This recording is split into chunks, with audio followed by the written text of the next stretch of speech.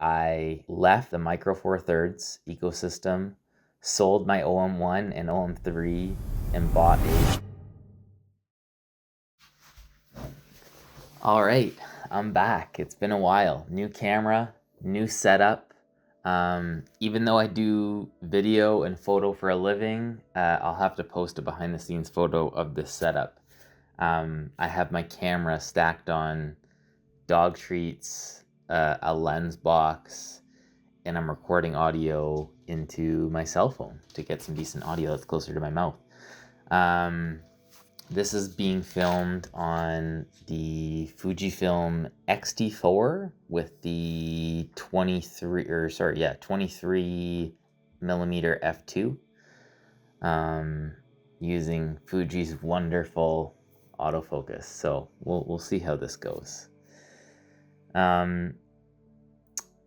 Today's video is going to be pretty raw. I don't want to edit this a lot because I tend to used to post videos that would be perfectly edited. They'd have title cards and everything, and I would never want to edit them because I do this for my full-time job.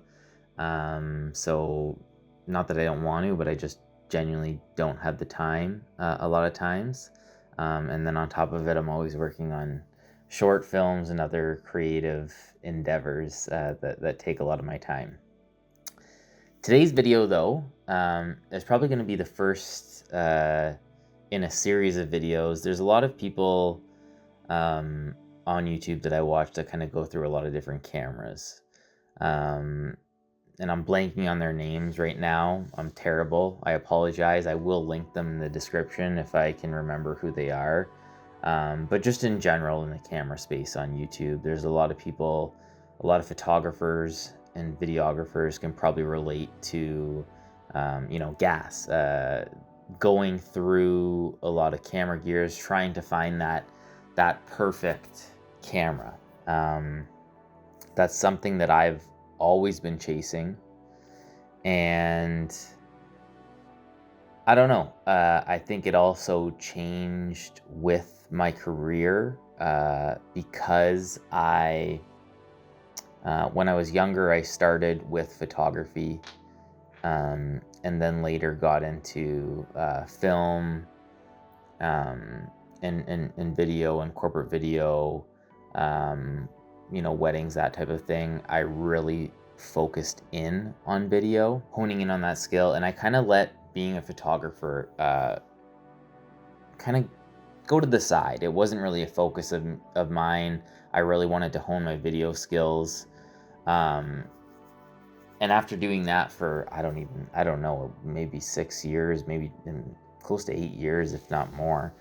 I started when I was 16, just so you know, because I probably look pretty young, but I started really young as well. So kind of being in video for a while, I eventually got back into photography. I think it was probably in like 2023. On TikTok, there was all the hype, as everyone can remember, about the X100, whichever model. I think it was the X100V. That was out at the time, but really just any version of the X100. It was crazy. You couldn't find them. You couldn't buy them. You still can't, even the new model. And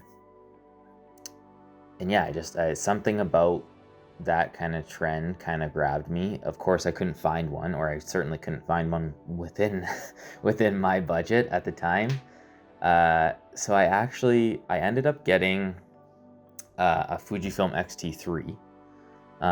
With, I believe it was a Viltrox 23 millimeter f1.4, which was, for the money, an amazing kit. Great camera, and honestly, great lens. Like, I have this Fuji 23 f2, which I do really like, because I always wanted to try out the OEM version. It's a little slower. It is a great lens, but man, like, Viltrox for the money, especially if you can't find a good used deal, like the fact that you can buy Viltrox glass like that, brand new, at a reasonable price is awesome. So, as I've been rambling, I guess what I'm saying is that kind of really got me into the Fujifilm ecosystem. And I shot with that X-T3 and just that 23 1.4 for, I want to say, a good year or two. I loved it. It was not my work camera. It was my fun camera. It was for, documenting family and friends and going on photo walks. Even doing, a little bit of video here and there. But it was just, it kind of re-sparked that kind of, creative spark that I originally had when I originally got into photography, and then which led into videography as well. And from that, the XH2S came out. I got the XH2S and I wanted to use that a little bit more professionally, and I had the 23, and then I believe I got a 16 to 55 2.8 or whatever their kind of 24 to 70 equivalent is, the Fuji one. Great lens, and great camera, and great video camera. It wasn't quite as fast autofocus wise as, a Sony that I was used to using at work or that I've previously owned, or really any of the kind of like top 3 brands, like, your Nikon, Sony, Canon type stuff. But I don't know, there was something about it. It had open gate. It had, it just had a quality to the image that I'd never seen before. And I used it to shoot a documentary. That was the main reason I got it. And I cut it in with like a Blackmagic Pocket 6K Pro. It cut pretty well with that. Obviously different types of cameras, but they worked well together. And then Fuji started releasing some firmware updates, as I'm sure you all know if you're in the Fuji ecosystem. And maybe I started listening too much to a lot of these blogs or just other YouTubers and stuff. And I kind of started to get irritated after a couple firmware updates. I felt like my camera was losing features or losing performance, especially for autofocus. And I was never the type of person that I don't necessarily care. Every platform has its trade-offs. So I don't care if it has, if it's 100% the best or whatever, but there's a certain level of acceptableness. And I think the main thing for me is when I got the camera, the XH2S, the autofocus was actually, it was pretty good. Especially if you knew how to use it, with like the zone focusing and stuff like that. It was pretty good, and it was pretty good in video too. And I didn't mind making some sacrifices just to get the image and to be in the X mount system, because then I could kind of use my X-T3 with the same lenses and stuff like that. But yeah, after a couple firmware updates, I noticed it was just getting glitchy in a lot of ways. And then there was also all the drama online of just everything going on with Fuji. And long story short, for whatever reason, I sold all my Fuji gear. So I went to sell my XH2S, my XT3, and I think I even had an XT5 at the time. A lot of these I got used or kind of open box. I always try and get a good deal. The XH2S was the only thing I bought brand new. But for whatever reason, I was selling it to KEH, for anyone in the United States who knows what that website is, where you can kind of sell your used camera gear for cash. You can also buy used camera gear for pretty good deals on there. But because I'm in Canada, You obviously have to, they do accept it, and I've shipped stuff there before, but you have to send it over the border, and with that is customs. So for whatever reason, I've shipped lots of things there. I've always had a good experience, but for whatever reason, when I shipped that package, and I happened to ship like most of my gear together, it was like, I'm pretty sure it was my XH2S and my XT5 and my 1650. So it was a lot of money. I shipped it, and it got lost at customs, or it got seized at customs. They never even said that on the tracking. But so I not only sold all my Fuji gear, but I was out all that money, which really sucked. Needless to say, after that, I just ate my losses. It was what it was. But then I didn't really get a chance to go back to Fuji for a while. I started, dabbling in the Micro Four Thirds ecosystem. I got an OM-1, I got an OM-3. I definitely spend way too much money on cameras, but I always try and, like, when I get a new system, I always try and sell the old one and kind of roll the funds forward. So I don't actually most of the time, I don't actually end up spending that much out of pocket, to be honest. I just kind of use it to roll it into the new system, because especially where I live, I can't really rent cameras. So I kind of buy one, test it out for a little bit, and then sometimes sell it, and then kind of move on until there's a system that really, really grabs me. So I was kind of going into the Micro Four Thirds, and I still really wanted that Fuji feel. So the OM-3 came out, and the OM-3 was a great camera. It really was. It was close to the Fuji's, or specifically the XT3. It was close. But I don't know if it's just nostalgic or just like that 5 megapixel difference or whatever. Technically, in a lot of ways, it was a better camera. But there was something that drew me to Fuji and drew me specifically to the XT3. When I got the XT3, I was shooting every day. I was shooting every weekend. And this is on top of, like, my regular stuff that I would be shooting on a daily basis. It was shooting for fun. It was shooting, shots of, coffee stuff behind me, or shooting, walks with the dogs, or just shooting, family and friends, when we would go out. It made photography specifically fun for me. And yeah, I shot a little bit of video with it too, and it was cool. And there was just something to be said about that aesthetic too. I always got compliments when I was carrying the camera around. I'd always have people asking, like, "Are you shooting on film, or what is that?" Or just other Fuji people who knew, which you don't necessarily get that as much when you're, shooting with, regular Sony, Nikon, Canon type camera. So that was cool. And I kind of missed that, and I tried to find that in the OM-3 because I bought the OM-1 and had a bunch of lenses for it at the time. And as it goes, it was cool. It has its pros, but it wasn't necessarily the camera system for me. So long story short, was on a trip and went into a local camera store, and was actually looking at getting, I believe it was an XT50, or I believe it was an XT50, or X50, whatever it's called, or even like XT30, something of that nature.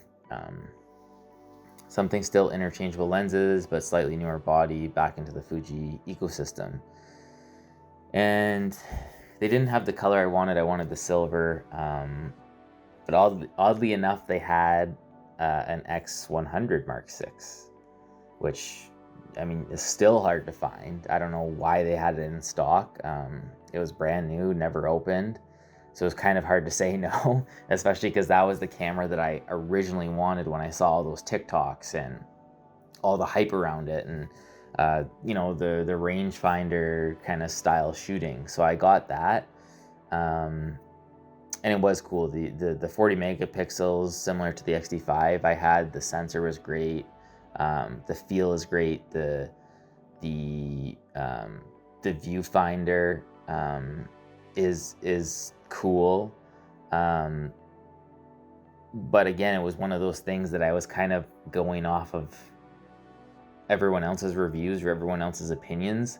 And the more I used it, even though it's technically it's an A tier camera. It's it's like a Q3 almost. Maybe not quite, but it's, if you can get your hands on it, everyone wants it. But the more I used it, the rangefinder style I personally didn't vibe with as much as I thought I would.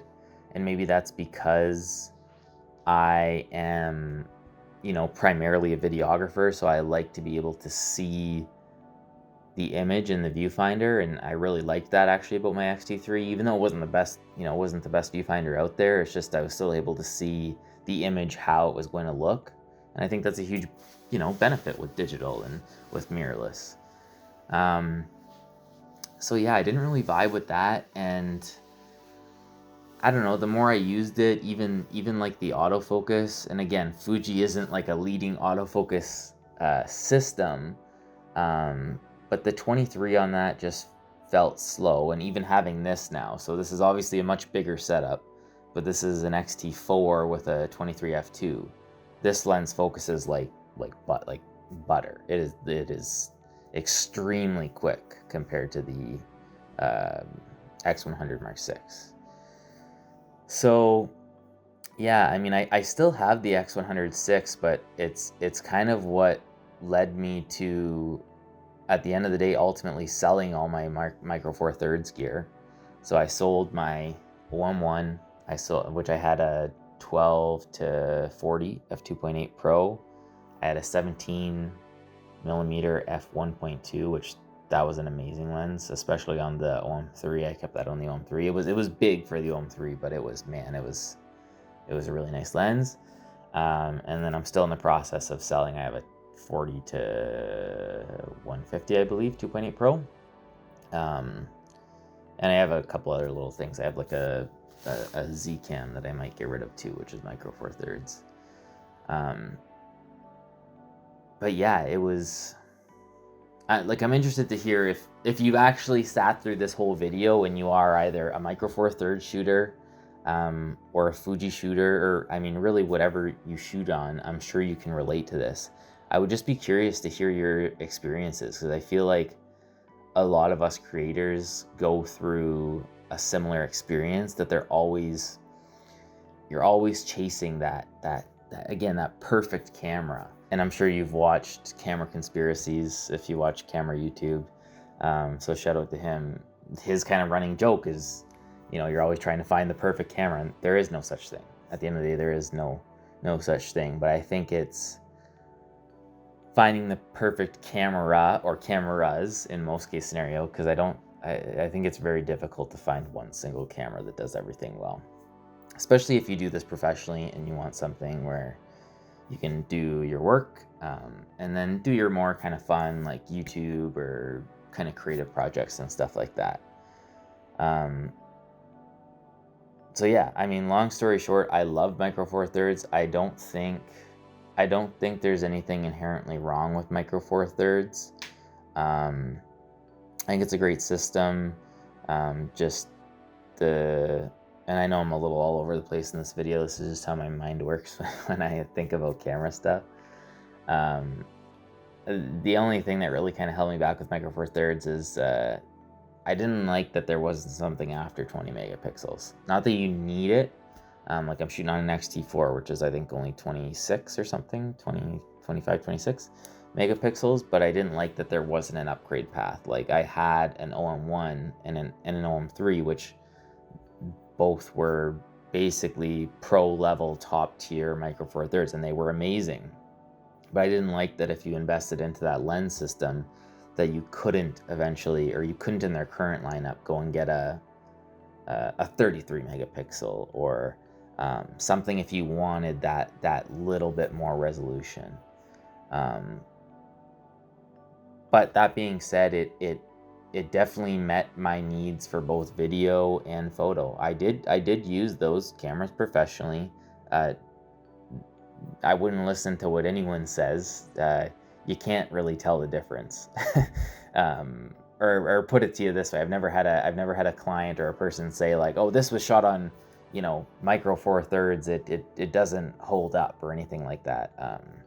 I shot a lot on those cameras in the times I had them, and stuff that was blown up large, stuff that was used on social, stuff that was used on all different types of mediums, and there was never a problem with the quality. But for most of my work stuff, I still primarily now use Sony or Nikon gear, which is probably a video for another day. But that led me back to this camera here, the Fujifilm X-T4. And I think the point I was trying to get with this video is I wanted to go back to my roots. I wanted to go to something. I had both the X-T3 and the X-T5, and obviously the X-H2S, but I wanted what all those had in one. And that pretty much is the X-T4. I didn't need the extra resolution. And I wanted the flippy screen. I know they're probably going to put all these features in the X-T6. Watch, I just bought this and they're going to put the X-T6. But this was also much more affordable, so I'm not complaining. But I also just think it's a great example of it led me back to the X-T4. It's got that retro style body. I did get it in black instead of silver, but I kind of don't mind that because it's a little more lower key when you're shooting on the street and stuff like that. The silver was cool because it would actually get you a lot of attention, but that also has its downsides too if you're trying to be discreet. So for now, and I'm sure this will change, I have the X-T4 and the 23mm f2.0, as well as I got the older 56mm f1.2, the older version, just the R, like not the newer weather sealed one. And I'm loving it. It allows me to do something simple like this for fun. It allows me to take photos with film simulations if I want. But honestly, even for the X-T3 and for this, I still would use for photography anyway, I would use the RAW files a lot. I would just, put them into Lightroom, edit them on my phone or my computer, and send them to friends. So yeah, I mean, at the end of the day, that's why I left the Micro Four Thirds ecosystem, sold my OM-1 and OM-3, and bought a Fujifilm X-T4. I'd be curious to hear what you guys have done in your camera journey, and I can even make more videos talking about it because I can talk about this stuff all day. Hopefully it wasn't too kind of spaced out and all over the map talking cameras, but I really do enjoy it. So I appreciate you guys watching this video. And at the end of the day, if I can leave this video with one comment, what I would say is there definitely is a place for new cameras, don't get me wrong. But some of my favorite cameras that I've owned, I've bought used. Now we're at the point in the quality with cameras and lenses that you can buy a camera that's 3-4 years old, if not more even, and with the amount of money that you're saving on these used bodies, you can go get, also get used lenses if you can get them in the right condition, but you can essentially get a full kit, a full pro kit for what you would buy an entry level new mirrorless camera with a kit lens. So yeah, get out there. Doesn't really matter what you're shooting with, but ultimately find what you like and what motivates you to get out and shoot. Have a great day, guys. Peace.